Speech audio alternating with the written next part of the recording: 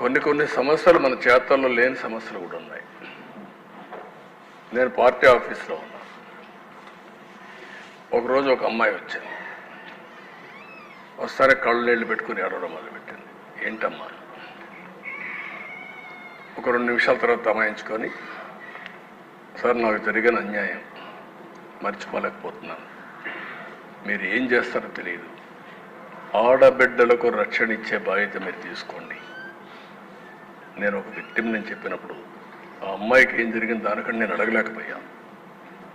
కానీ అలాంటివి తిరిగి మనం కరెక్ట్ చేయలేం. కానీ దుర్మార్గులు సొసైటీలో లేకుండా చేసిన రోజున అలాంటి వారికి అందరికీ రక్షణ వస్తుంది. అదే నా ఆలోచన.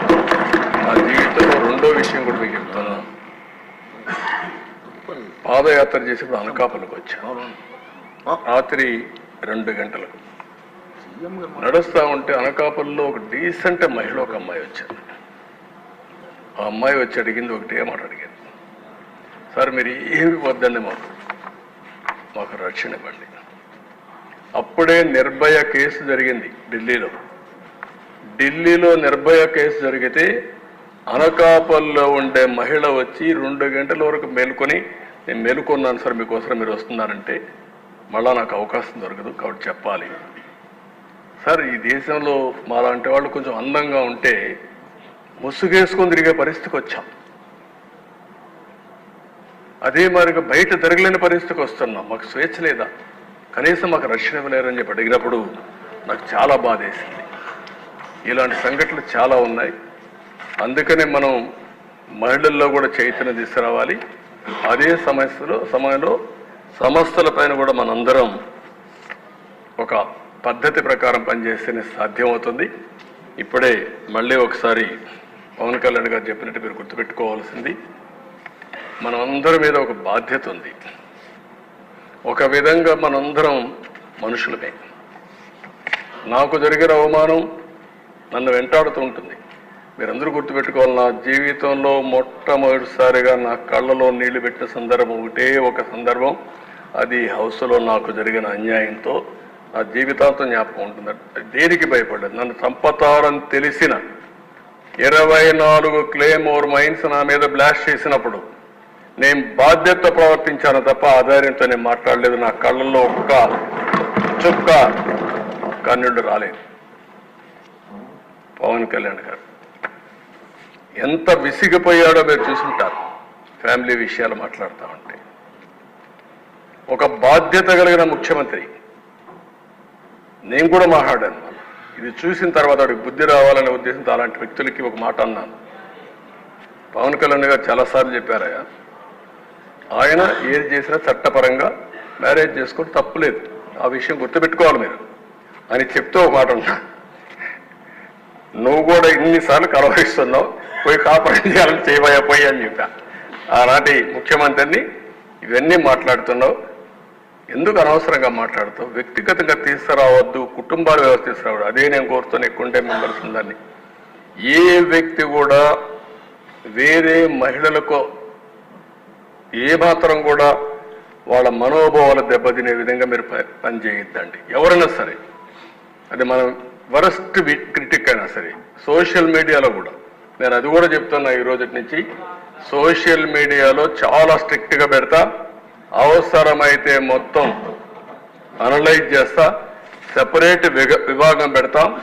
ఎవడైనా సరే ఆడబిడ్డల పట్ల అసభ్యంగా వాళ్ళు దెబ్బతీసే విధంగా కానీ మాట్లాడితే, క్యారెక్టర్ అసాసినేషన్ చేస్తే అలాంటి వాళ్ళని వదిలిపెట్టను.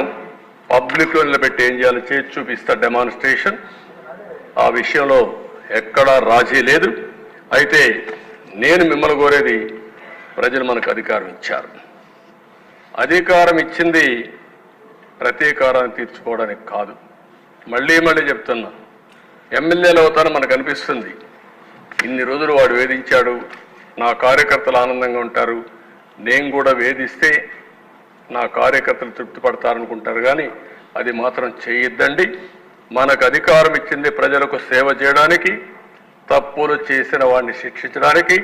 శిక్షించే బాధ్యత ప్రభుత్వాన్ని, సేవ చేసే అవకాశం బాధ్యత మీదిగా తీసుకోవాల్సిందిగా మరొక్కసారి కోరుకుంటూ ఎక్కడా దీన్ని ఉపేక్షించం. ఒకవేళ కానీ మన వాళ్ళు తప్పు చేసినా ఏమనుకోవద్దని మొన్నైతే పవన్ కళ్యాణ్ గారు చాలా స్పష్టంగా లేఎస్ఎల్ఎస్ పార్టీ మీటింగ్లు చెప్పారు. ఇక్కడ కూడా మొన్న కూడా చెప్పారు. నేను మనస్ఫూర్తిగా అభినందిస్తున్నా.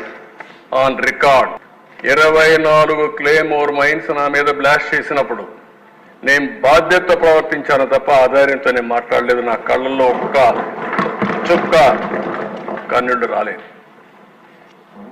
పవన్ కళ్యాణ్ గారు ఎంత విసిగిపోయాడో మీరు చూసుంటారు.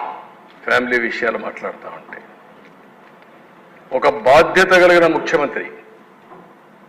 నేను కూడా మాట్లాడాను. ఇది చూసిన తర్వాత వాడికి బుద్ధి రావాలనే ఉద్దేశంతో అలాంటి వ్యక్తులకి ఒక మాట అన్నాను.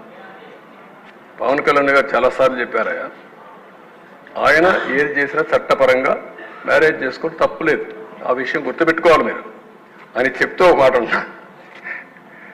నువ్వు కూడా ఇన్నిసార్లు కలవరిస్తున్నావు, పోయి కాపాడు చేయాలని చేయబోయా పోయి అని చెప్పా.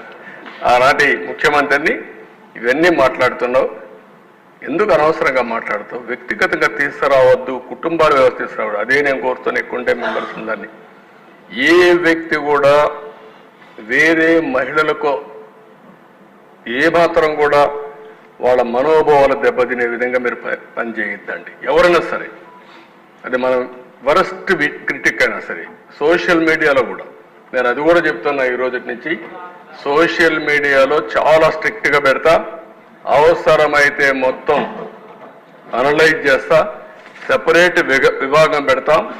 ఎవడైనా సరే ఆడబిడ్డల పట్ల అసభ్యంగా వాళ్ళు దెబ్బతీసే విధంగా కానీ మాట్లాడితే, క్యారెక్టర్ అసాసినేషన్ చేస్తే అలాంటి వాళ్ళని వదిలిపెట్టను.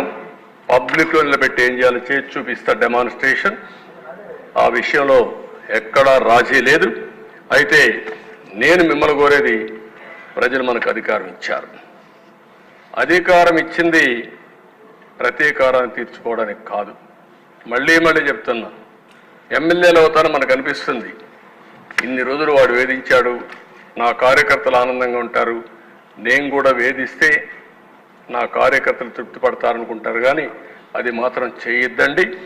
మనకు అధికారం ఇచ్చింది ప్రజలకు సేవ చేయడానికి, తప్పులు చేసిన వాడిని శిక్షించడానికి.